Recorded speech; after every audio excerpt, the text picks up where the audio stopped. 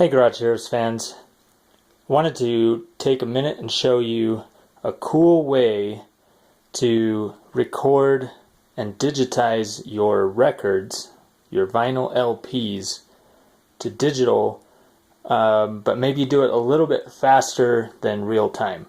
So normally when you're digitizing a record, you pretty much have to digitize it at 1x speed.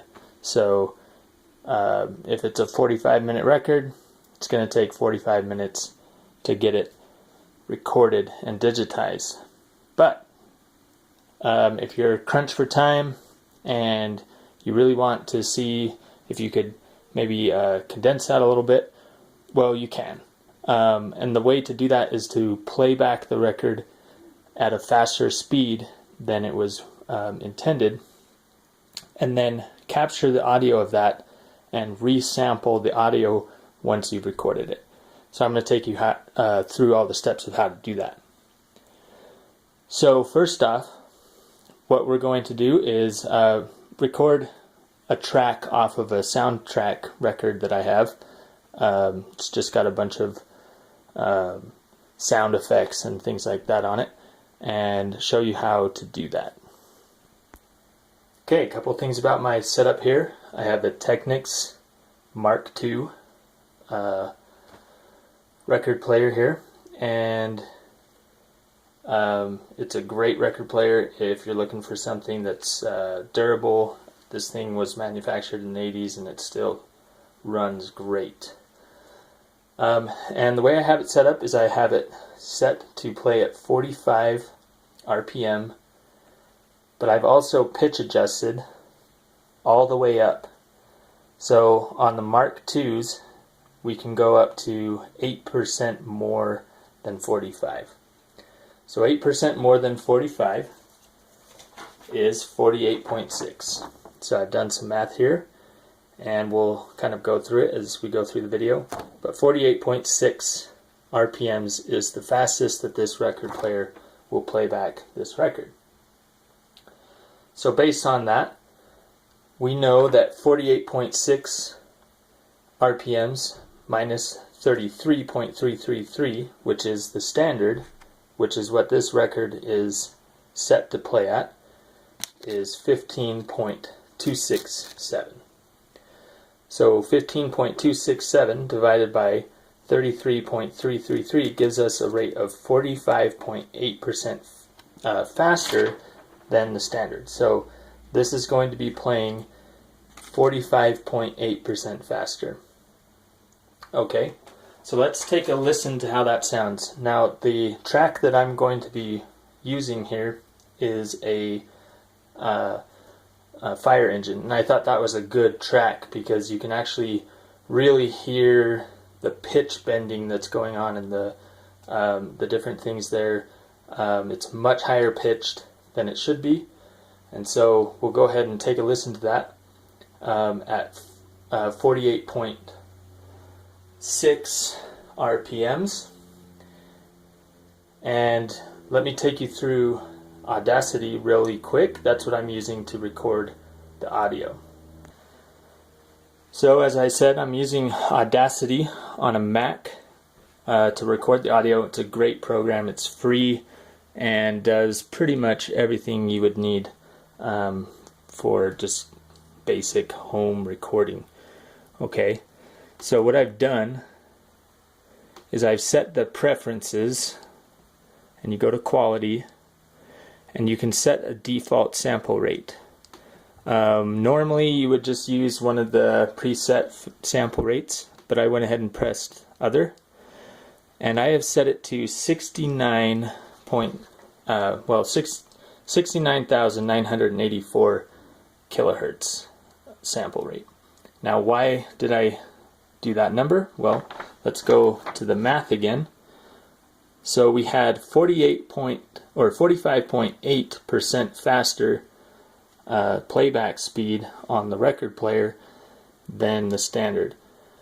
So what I want to do is I want to be able to take the track and resample it back to 48 kilohertz. That's what I want it to play back at.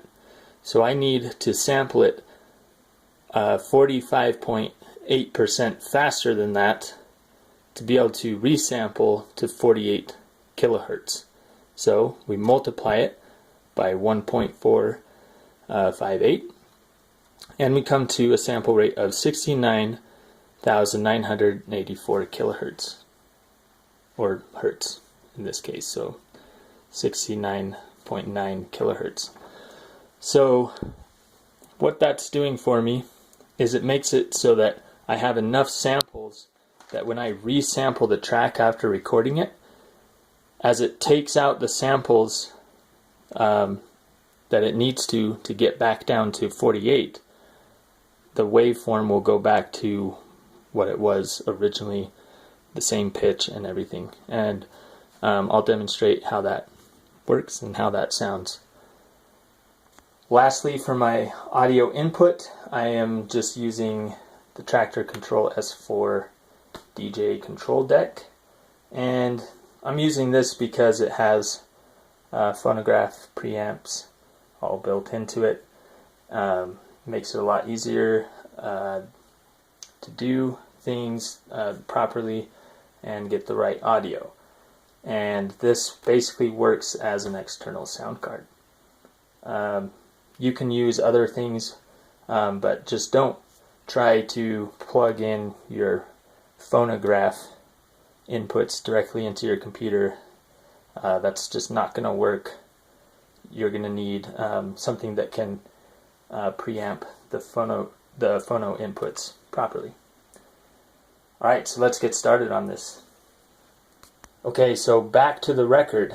So we have, again, 45 RPM setting, and my pitch control is all the way up to plus 8%. So let's give that a go.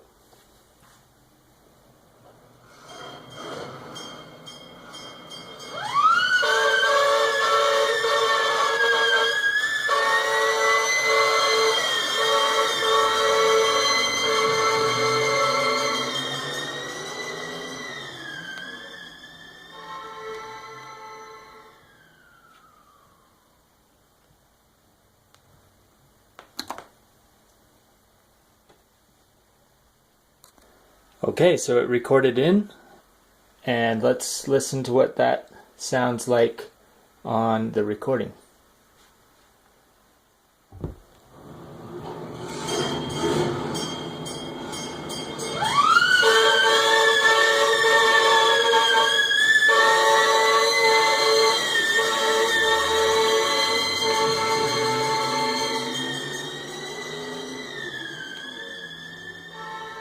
Okay, so perfect. Came in sounding just about the same. So now let's see what happens when I change the sample rate. So to do that, it's really simple. You can just go right to the track here, go all the way down to the bottom and hit set rate. Okay, so right now it's set to the other, so the project rate, which is down here at the left corner of the screen, we can see 69,984, but we really want to be able to play it back at 4,800, okay, or 48,000. So we're going 48,000. Okay, it changed the track, resampled. Well, let's listen to how that sounds.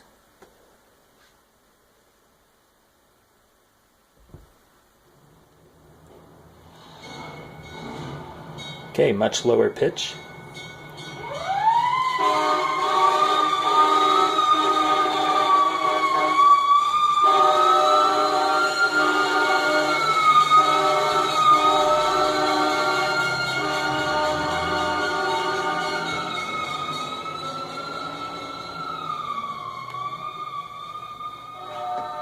Okay, so how does that compare to what the record should actually sound like? Because we want to make sure that we are actually getting it back to its original state, okay? We don't want it to be pitch bent in any way. Okay, so I'm going to set the record player back to 33 RPM exactly. And let's listen to what the record player sounds like playing that back.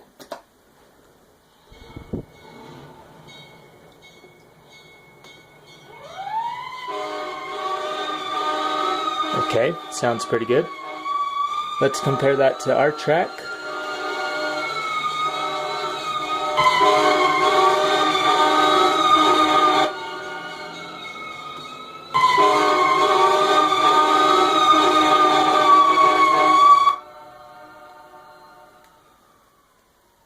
Let's do that one more time just so you can really hear it, but it sounded like it was perfect.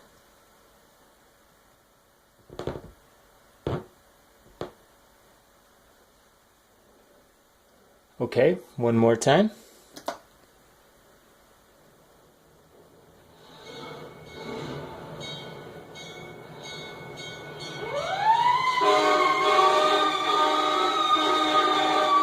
Okay, so that was the record.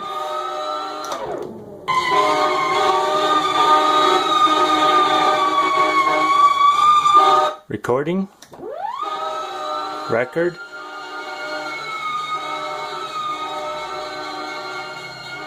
Recording.